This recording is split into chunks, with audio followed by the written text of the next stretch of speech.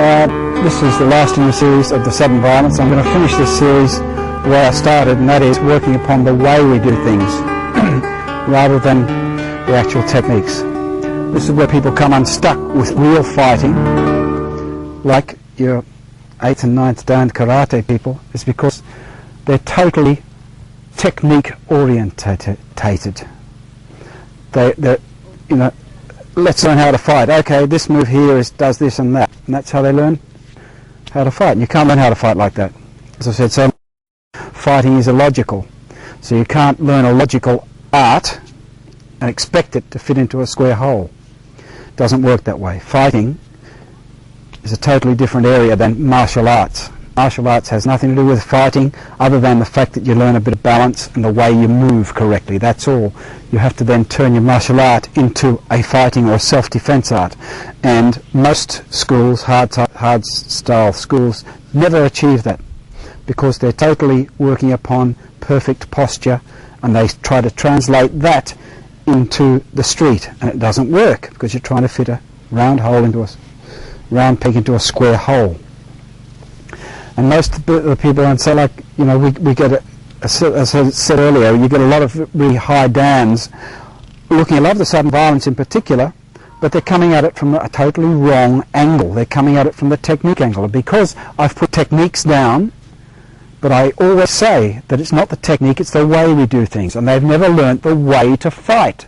They've learnt techniques, and that's all. And so they get the sudden violence stuff, and then they take it into a class and they start training it. Never having done anything else, only karate kata. That's it, that's all they've ever done. The whole basics of sudden violence, or reflex violence, is internal martial arts, or in particular, your push hands training. Your push hands training is the motor of sudden violence. In fact, you can't even do sudden violence unless you've trained in push hands the way we do it, not the way most schools do it.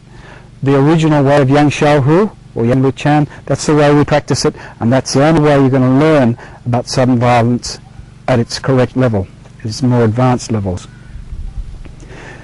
You have to have the attitude of sudden violence, and that's the thing. And again, most hard schools, I'm not having a go at hard, yeah, I am having a go at hard schools here, aren't I? But most hard schools say, oh yeah, I've got the attitude. What's that? That's nothing. That's me going, I want to go to the toilet now. That's what it is. I want to go to the toilet. It's not the attitude of, when Paddy was here, that dog there. That's the attitude we have to have in sudden violence. We don't go, all right, I'm going to fight now. You lose doing that. It's a totally different attitude. It's an attitude of subconscious reaction and survival. Your life depends upon what you're now going to do in that situation, in other words. Like a snake or any animal, it doesn't get ready for a fight, does it? You never see a dog or a cat or anything going like this. It's just wah! Like that. That's it. They'll stand there for a while, rounding the back, getting the reptile brain working, hoping that the other dog will back off. All animals would prefer to back off from fighting, of course, and you see them standing there like this, hoping one's going to back off, then they don't have to lose face. But if it's on, it's on. You know, there's no, right, none of this. It's just like that. And that's what sudden violence is about. And that's how we have to change our minds in order to really defend ourselves in a street situation.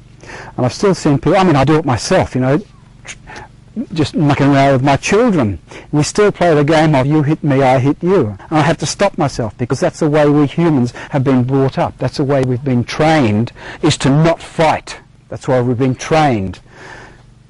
I do something now, oh, you can have a turn now. And we take that with us into life or death situations, you know. You do something, oh, hang on, it's my turn, I'll do something now. Hang on, it's your turn, love. Yeah, you try and kill me, I'll beat that, now I'll try and kill you, and now it's your turn to try and kill me, and so on. And we try and take that into the street with us, and of course it doesn't work, because we're not fighting like a dog. We're fighting like human beings, and human beings can't fight. We have to be taught how to do it by learning nothing. We have techniques to teach us about nothing, in other words, to teach us about subconscious reaction. Timing is one of the most important things, but the mental attitude is the absolutely most important thing. Of course, you've got to have the tools with which to do it. You've got to be able to you've got to be able to punch. You've got to be able to strike with the fingers. You've got to be able to do these things to start off with, of course, which is the whole learning curve of Tai Chi and Bagua and Dim Mak is learning first of all how to do the stuff, and then getting the mind attitude in order to utilize all that stuff that we've learnt. The low kicks, the punches, the eye gouges, the neck grabs, the strikes to the neck. You have to know how to do all that stuff, because dogs already know how to do it, because they are closer to the reptile brain than we are. We've come too far away from it. So we have to go back one brain into the animal brain in order to learn about these things. So we train ourselves to learn the weapons that we have now. Because we don't have claws and really sharp teeth, we have to use the weapons that we've got. So we have to poke into points in the human body, in other words, the Dim Mak points. We have to use these things. But if you try to put it into a logical situation, you will always lose. So what I've developed is just a number of little simple but very effective training methods in order so that we get away from this habit of I hit you, now it's your turn to hit me. So we can get straight away from it and just go straight in.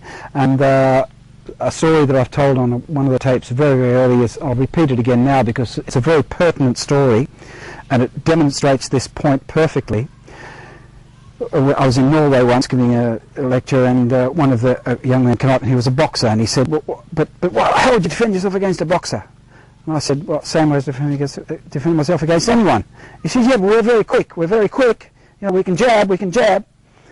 I said, well, and he said, well, what if I throw a punch at you? What would you do?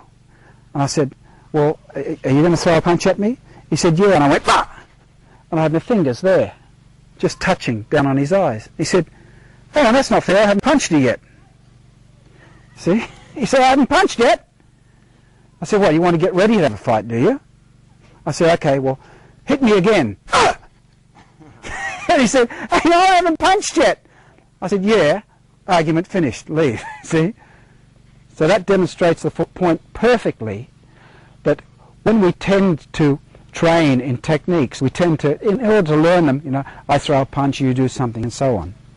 But in actual fact, I should have hit him before he's even moved, and which is what I did to this boxer. And that, see, boxing is the game of you hit me, I hit you. That's the epitome of you hit me, I hit you. That's what they do in boxing, you see. You don't get into the ring and rush at your opponent and start beating shit out of him before the bell's gone. But that's the way it happens in the street, you see. There's no bell in the street, there's no referee, you see. And that's the way you've got to work in order to survive. You have to strike him. The old Chinese saying is, if someone attacks you, attack him first. So you attack them even before they've thought of it. So you get into trouble on trains and stuff, you know. No, you've got to, you know, you learn that when something is going to happen. You don't sort of sit there, because most human beings do what the dog does. We hope it's going to go away. But if it does get to the point where it doesn't go away, we still hope it's going to go away. We don't do what the dog does, you see. We still hope it's going to go away, and then it's too late. He struck you.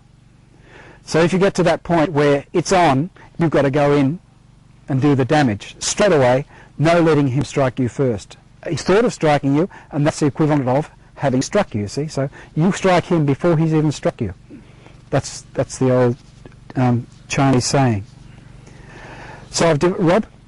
So I was mucking around with Eli. We play games at home, just to do with fighting and such, just mucking around with Eli. And I discovered that Eli hates anyone licking him. He just hates it, you know. So when we start fighting, I'll go on his face or on his head, or we'll be mucking around like this.